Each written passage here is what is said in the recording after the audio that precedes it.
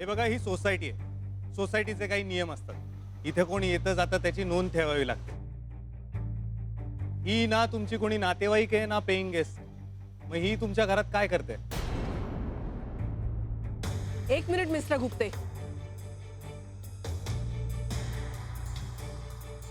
तुम्ही या सोसायटीचे सेक्रेटरी आहात ना? मग मला सांगा, या सोसायटीमध्ये कोणी गेस्ट म्हणून सुद्धा राहायला येऊ शकत नाही? वाटलंच मला, तू अजून कशी बोलली नाही. काय वाईट बाजूनेही नक्की बोलणार. नाना, उगाच माझ्यावरती राग काढू नका. मी आधी जो प्रश्न विचारलाय ना त्याचं उत्तर द्या. कुठला प्रश्न? हा, कसला प्रश्न? आणि तुला या सोसायटीच्या मध्ये बोलण्याचा हक्क दिला कोणी? फ्लॅट माझ्या नावावर आहे. मी इथे सोसायटीच्या प्रॉब्लेम मध्ये तोच माणूस बोलू शकतो जो या फ्लॅटचा ओनर आहे. कळलं का? हे बघा, तुम्ही उगीच राईचा पर्वत करताय. तुम्ही म्हणताय एवढा मोठा इश्यू नाहीच आहे तो, सो जाऊ दे ना. अहो, तुमचा संसार तुटलाय गुरुनाथ, आणि ही मोठी गोष्ट नाहीये. अहो, एका चांगल्या बायकोला तुम्ही घराबाहेर काढलं, तिचं मन दुखावलं. याच्यापेक्षा आणखी काय मोठी गोष्ट असायला पाहिजे होती?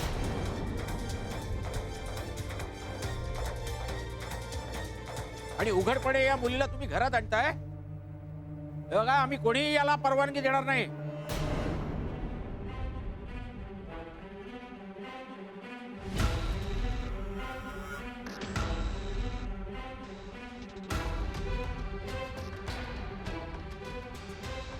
हा, खड्ड्यात गेली तुमची परवानगी. मला तुमच्या परवानगीची काही गरज नाहीये. घर माझ्या नावावर आहे. मी इथे कोणालाही आणून ठेवू शकतो. कळलं ना?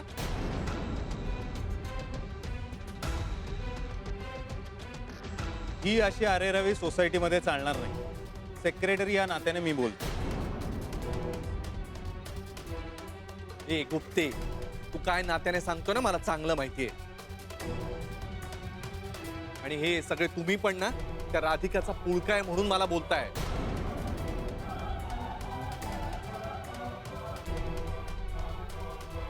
सगळा राग माझ्यावर काढताय. मला काही कळत नाही का?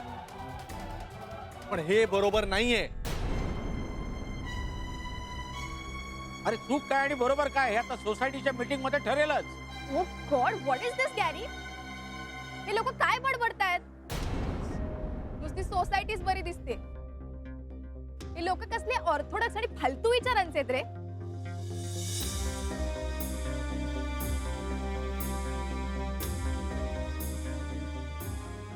फोन सांभाळून बोला.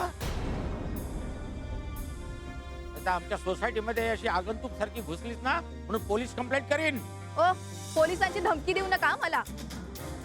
रूल्स अँड रेग्युलेशन्स मलाही माहिती आहे चांगलेच. मी इलिटरेट नाहीये तुमच्या त्या राधिकासारखी.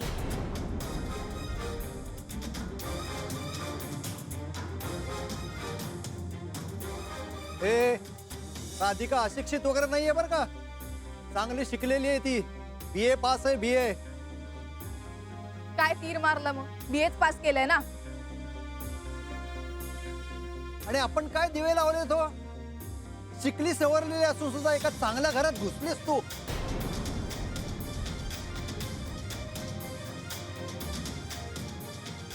बस झाला? नाही, खूप ऐकून घेतलं मी. आता यापुढे एक शब्द ऐकणार नाही.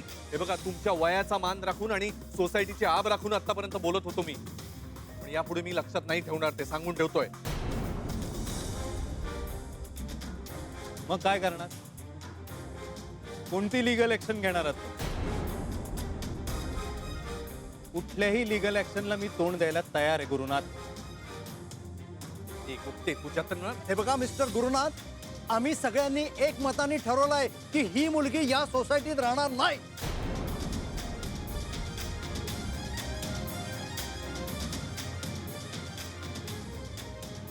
एक minute.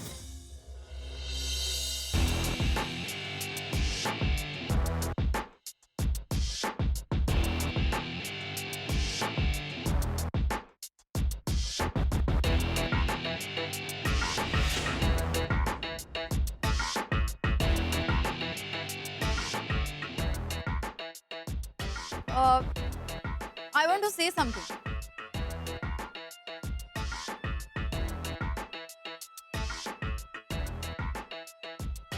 Tu I am Isha Nimbalkar. ह्यांच्या बाजूच्या फ्लॅटमध्येच राहते. आणि by the way I am the owner. So या सोसायटीच्या गोष्टींमध्ये वगैरे मी बोलूच शकते, right?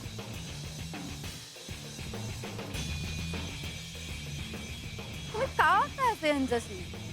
I really think it's unfair. Okay. आणि तुमचं ते रूल बुक तर काय जे आहे ना ते मी सगळं वाचलंय एकदम नीट. आणि त्यात असा कुठला रूल आहे आय डोंट थिंक. इनफॅक्ट नाहीच आहे.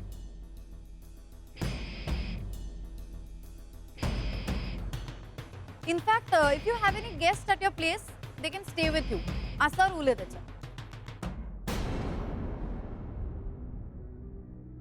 आता ही जर त्याच्याकडे गेस्ट म्हणून आली असेल तर काय प्रॉब्लेम आहे?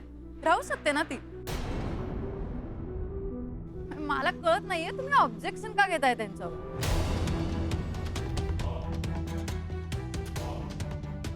हो हे बघा एक मिनिट मिस्टर दामले. या मिस्टर दामले. हे बघा शांत व्हा.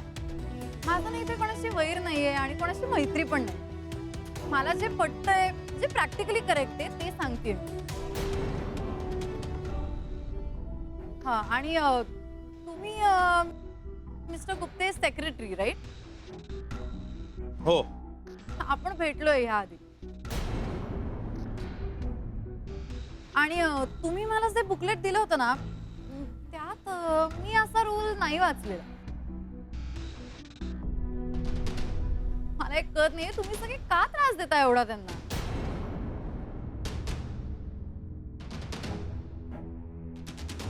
C I really support these guys. Thank you so much Isha. निदान या सोसायटीमध्ये कोणाला तरी अक्कल आहे.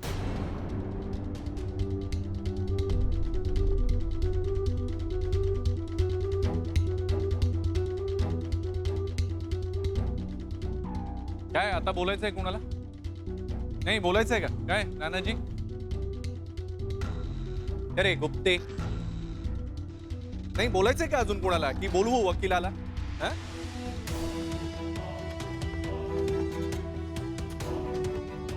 नाही का? Isha thank you so much. Myself Gurunath Shanaya. Hi. Hello. So much for supporting us. No problem. Actually, I'm getting late. I'll meet you guys later. या बाय.